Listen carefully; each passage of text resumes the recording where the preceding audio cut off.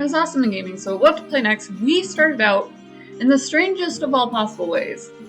We started out, let's show this window on startup. That works for me. By launching a major software company. I was 12 years old when my dad started beta testing for Bethesda and got involved in a couple of different aspects. What is that noise?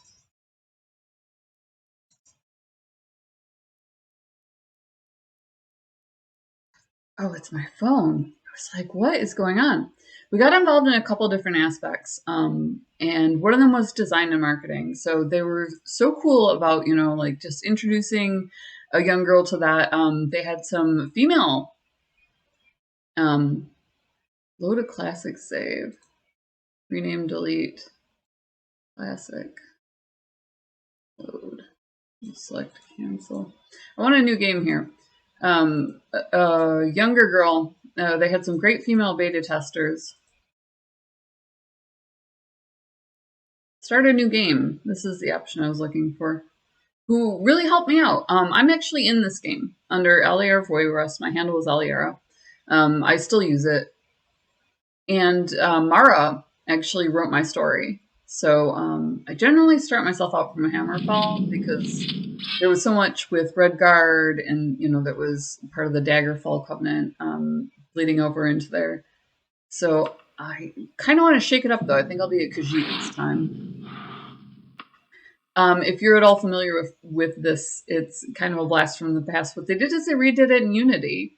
I'm going to just choose from a list here and kind of speed things up. You can take the Ultima quiz, where you like essentially go through this Gypsy Tarot. But since I have already done this, obviously I covered it when I first started the channel. I do want to kind of blitz through it, so... I am an assassin. They originally had some, oh, okay, well, I apparently want to be a rogue. I don't mind letting them choose for me. Fast start. Your reputation has changed as follows. Okay. They really broke ground with this game. They were breaking into 3D aspects of fighting, and then first person eventually, which a lot of games went with. So the combat interface and everything, I'm excited to see it upgraded in Unity. That'll be exciting. Name thyself. I'm doing so good at, lately I've been going by the Bard. They will do you as first name the. Oh my goodness, look at me. I'm gorgeous. I want to see the faces. This is not all new art, because it looks like they did, you know, try to like at least stay in line with the original concepts. We'll go with this. She looks happy, right? That doesn't look like a Khajiit to me, but that's okay. Save roll, load roll. Reroll. Rerolling was a lot of fun back in the day. I have no idea why this sort of like game of chance feel was so entertaining, but it really just was. That's actually a pretty good one. Okay. You must distribute my bonus points. Oh my goodness. Of course I'm going to do that. So since they were so open to mods and everything, they did go through and redo things in the form of... There's a lot of lag on these menus popping up, so don't make a mistake. You're going to play the Unity Daggerfall yourself. It's available on GOG. And Bethesda is just the weirdest company insofar as, you know, they're just totally down with you absolutely having free reign with their games. If you buy it, you buy it. I always try to add to luck. It's just kind of a thing. I'm not sure why I'm so into the idea of having luck, but it works for me. We'll just increase the heck out of my ability to crit. Archery, axe, lock picking, I should probably have. Alright.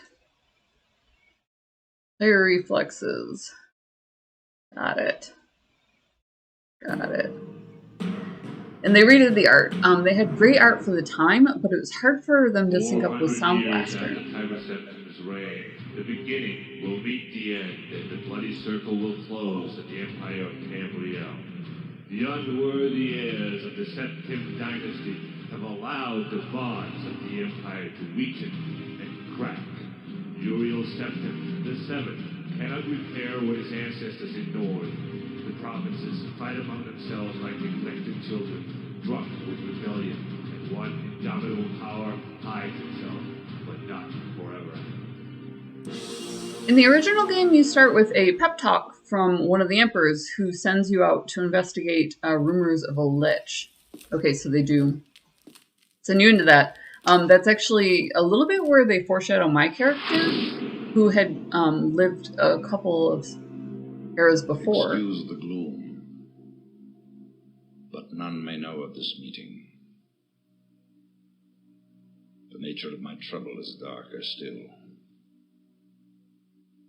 Over a year ago, King Lysandus of Daggerfall died honorably on the field of battle. He was as loyal a subject, ally, and friend as you are. This chick right here? I did grieve for him. But his spirit does not rest. With a spectral army, he haunts his former kingdom, crying for revenge. I do not know why a good and loyal man would be so cursed. Perhaps you can find the answer. Feeling good about it. Close the marble jaws of oblivion, bringing peace to his soul. Feeling right. I ask this as your emperor and your friend.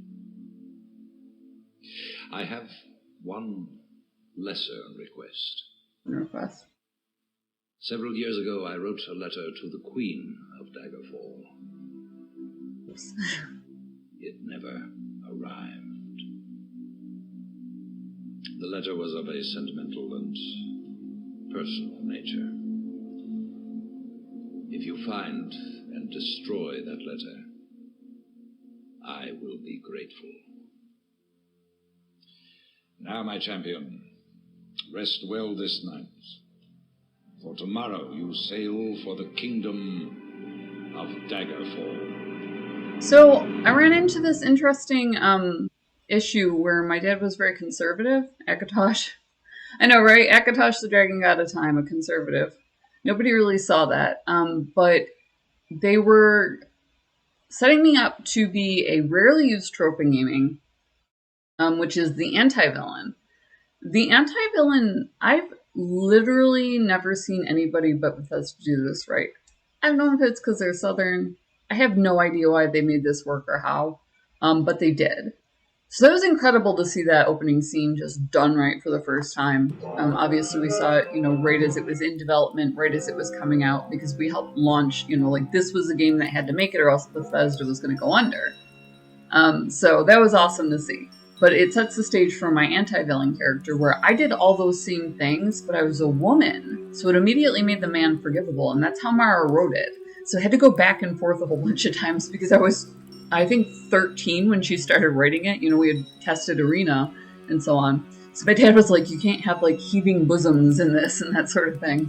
It was really weird, but really interesting, just how they were developing politics in the story. You wake and look around the room. Some hours ago, you were in a boat en route to Daggerfall. So this is where you get into the Daggerfall Covenant. When a storm of supernatural strength boiled over the Iliac Bay like a malefic creature. Your boat was destroyed, but you managed to swim through the churning water to a promontory rock. You found a cave and escaped the fury of the storm. You had only just lit a small fire when a mudslide sealed you within. Your fear of being buried alive calmed when you saw a corridor leading out of the cavern. Perhaps there's a way out of this cave after all. Once free of the cave, you can begin the Emperor's Crest. So you do make it to Daggerfall in all of Mr. Howard's games. Do you want to receive an early artifact quest? Sure, I want to see the quest back.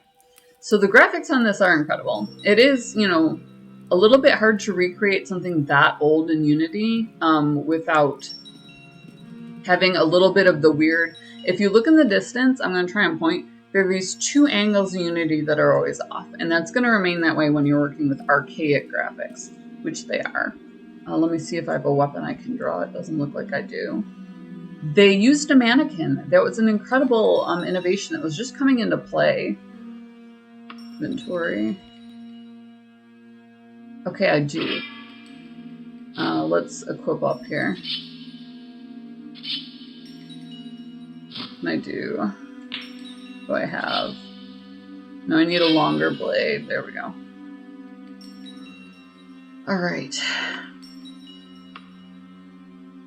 Equipping saber. Left-handed equip, right-handed equip. You're too far away. How do I draw? Oh, I do not actually want to rest. 0. I wake up. That's because I did not go to sleep. T, I think, was draw. You cannot change transportation. So my notebook is M. Using weapon in left hand equipped. You're too far away. So it's not really going to let me do much. Until I close with a monster. There are plenty. They expected you to die in their dungeons. They were absolutely... There are enemies nearby. I'm aware of that, sweet pea. I'm trying to equip a weapon here. So you were allowed to run was the interesting thing. You were not only, you know, expected to, you were allowed to run. Equip. It's equipped. Use. Exit. Hold on. I die a lot in this. Partially because I don't know. There we go. The buttons off the drop are a little bit difficult for me. You used to have to swing. They thought they would be the innovation. It turned out to be what built the innovation. So people then went through and... Hold on. How do I want to get? Can't change transportation. It's F that equips. This is a little bit different of a key. I haven't unlocked a bestiary. That's my notebook. This is, my map is L, which is a definite interesting upgrade. They used the old one that you might recognize from Ultima Underworld. Spells, crouch. How do I loot my loot pile? This is, excuse me, senor, this is Elder Scrolls. I would like to loot the loot pile, which you would think that I would do here. But I am clicking on said loot pile and there's no looting. Rest. I don't want to rest. I want my loot. Where is it? Ingredients. No. How am I going to survive if I can't have loot? This is unheard of. Exit. Keybinds it. Or mouse binds. You're in a privateer's hold. 1355 on Midas, 4th day of Morningstar, and the Aliera of Daggerfall, you're a common citizen. I'm healthy. So they had these great stat updates. It was interesting. They would do them as you leveled up as well. So you had a sense of a calendar. They went full on for the look and feel, and they did it on purpose. Oh, I should probably save. Or not, you know, because I don't know how. We're going to keep moving. We're going to ignore that and keep moving. I don't want to lose the momentum, you know. There will be other loot. There will be other loot piles. You can run. Magic Rune is just visible under the dust. Now that we have an easier weapon system, because they did help build that, they used the original engine that was in, for instance, Betrayal at Krondor. Ooh, I might need to rest. And I die in every video. So that's just this thing that I do. For some reason, people find it hilarious. We get to see the death animations and that sort of thing. So I'm going to run it all the way from the beginning. If you guys want me to keep playing, give me a heads up. I can go and find my books. I am in this. So that might be interesting. It might not if you're not a huge fan. I died a warrior's death. Either way, it's totally entertaining. So if you did love, you know, Elder Scrolls, you can redo Fudge.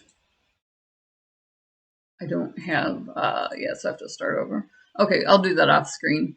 If you did love the Elder Scrolls, they redid it in Unity, and I wanted to showcase it because this is a game that I'm in. So, link in the description below. Also down there is Gamer Grind, Gamer Coffee shipped to your door. You can put your logo on merch, or you can support ours. We love the What to Play Next logo. We love our Pirate Queen.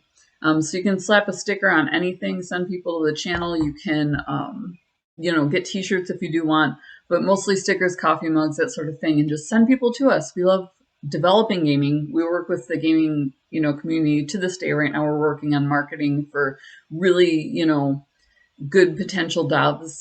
We stay involved that way. We started here 30 years ago, I think now.